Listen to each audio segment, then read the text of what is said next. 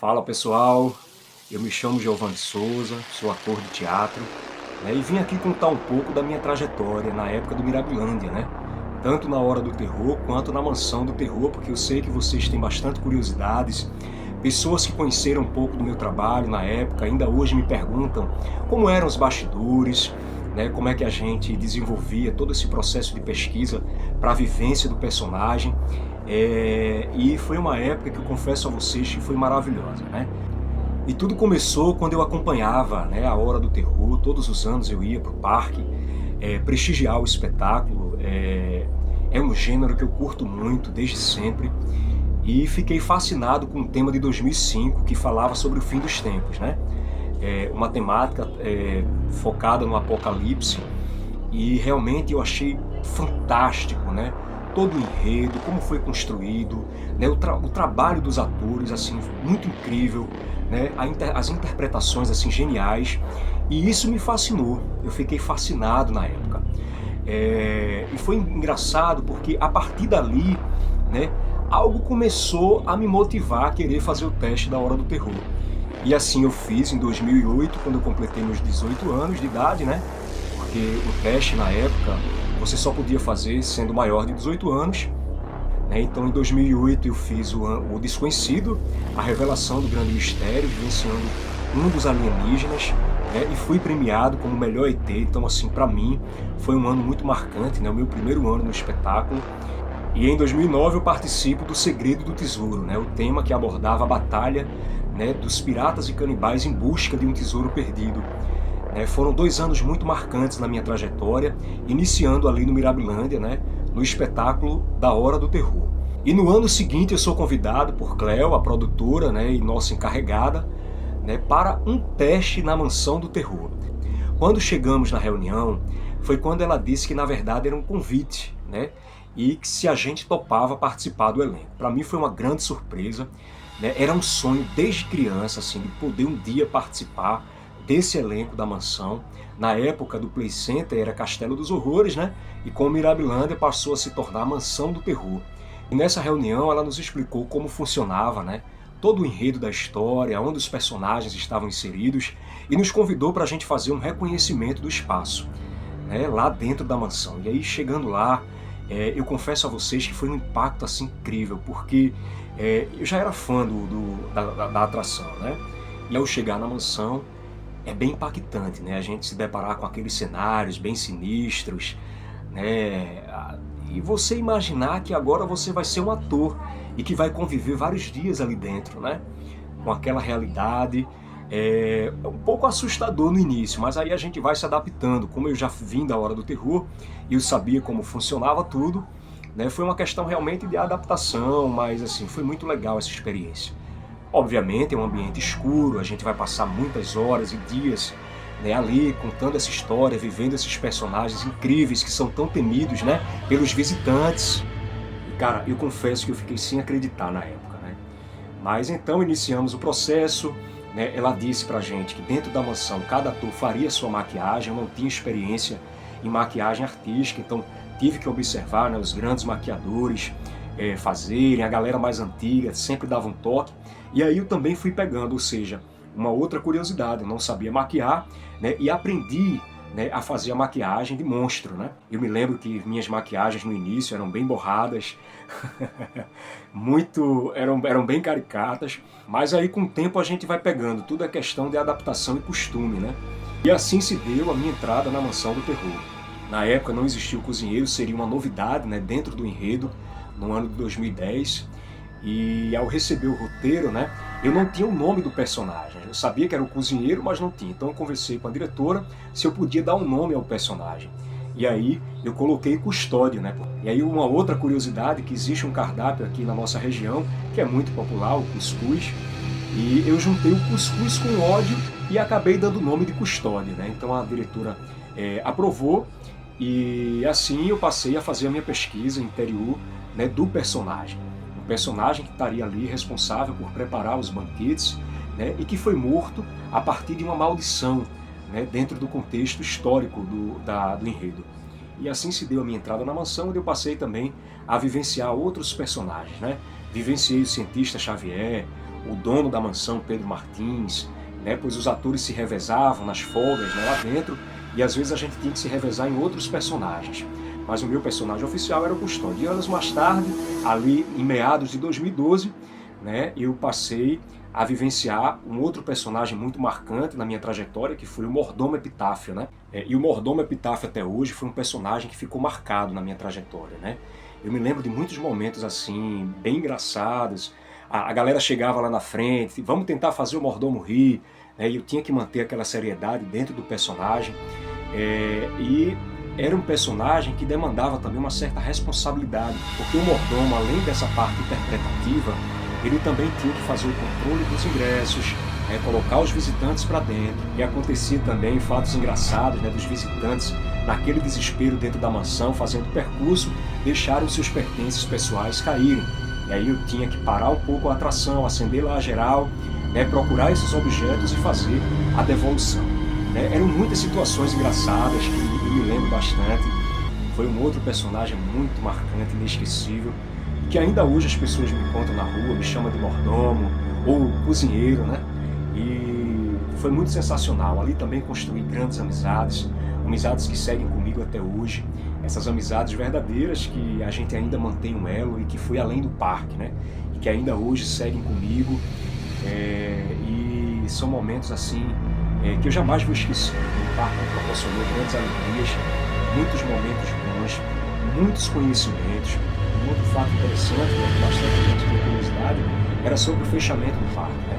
Então, como mordomo, era eu que fazia o fechamento das catracas, né? Toda aquela parte ali do controle, de quantos visitantes entraram naquele dia, e depois repassava isso na sala de administração com a nossa encarregada. Nesse fechamento, quando eu ia para o camarim para tirar a minha maquiagem, eu encontrava mais o elenco, porque a responsabilidade era do mordomo de fazer o fechamento. Então, assim, era um pouco tenso também, eu confesso a vocês, porque era um silêncio assim sepulcral, né? E aí eu tinha que passar por todo o cenário, fazer uma vistoria, ver se estava tudo ok, né, para poder fechar. E aí naquele silêncio, né, eu confesso a vocês que dava um certo arrepio às vezes também a mim. Porque, querendo ou não, a gente está mexendo com energias, né? É uma encenação teatral, a gente sabe disso, né? Mas essa parte espiritual a gente também precisa lidar. Como eu sou católico, então eu sempre fiz minhas orações e tinha uma galera que via e eu respeito muito, mas assim, nunca presenciei nada sobrenatural. E me lembro só que no cenário, na época que eu fazia inclusive o Custódio, o meu cenário ficou muito gelado. E aí um dos atores disse assim: o espírito do garoto acabou de passar por aqui. Eu disse, caramba, sério? Ele era muito quente, meu cenário, né? E aí às vezes a gente até corria para o frigorífico, que era um cenário que tinha uma sala de corpos, que tinha um ar-condicionado, até para respirar um pouquinho, né? Enquanto não tinha visitante.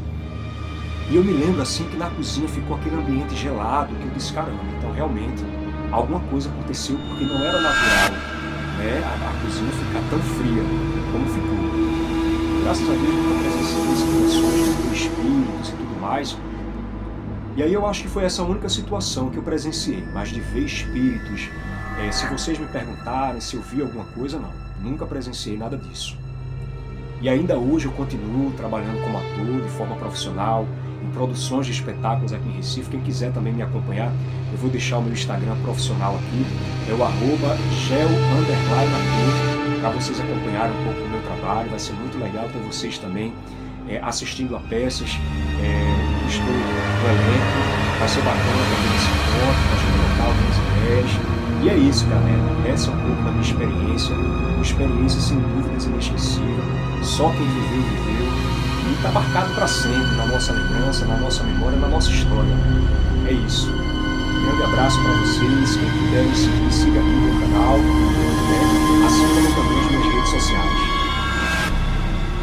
E eu vou estar reproduzindo para vocês uma maquiagem que eu usava muito no Mordomo Epitáfio, na Mansão do Terror, e espero que vocês gostem, com alguns registros aí dessa época de ouro. Pronto, pessoal, lentes aplicadas, e agora eu vou estar reproduzindo para vocês uma das maquiagens que eu fazia no Mordomo Epitáfio, lá no Mirabilândia, na Mansão do Terror. É isso. Já apliquei o pancake branco da Color Make como uma base aqui no meu rosto. Agora eu vou vir com os traços esfumados para dar profundidade e um visual na maquiagem. Vão acompanhando aí.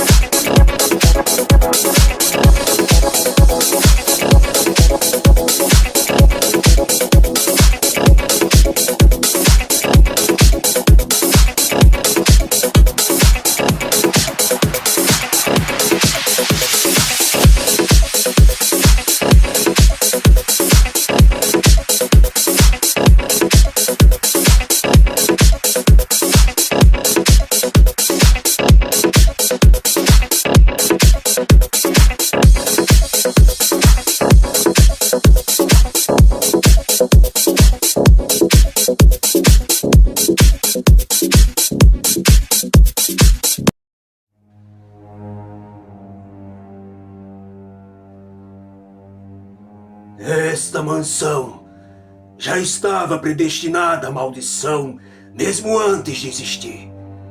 Não toquem nas criaturas e elas não tocarão em vocês. Sigam as setas indicadas no caminho e não se separem. Venham comigo.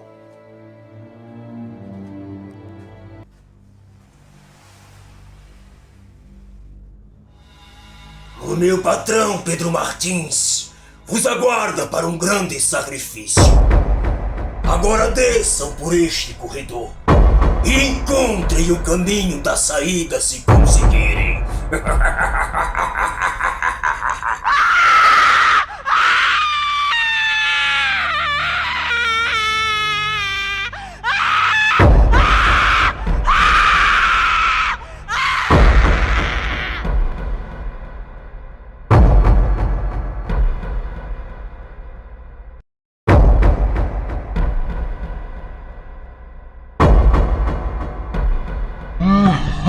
Ha ha ha ha ha ha ha!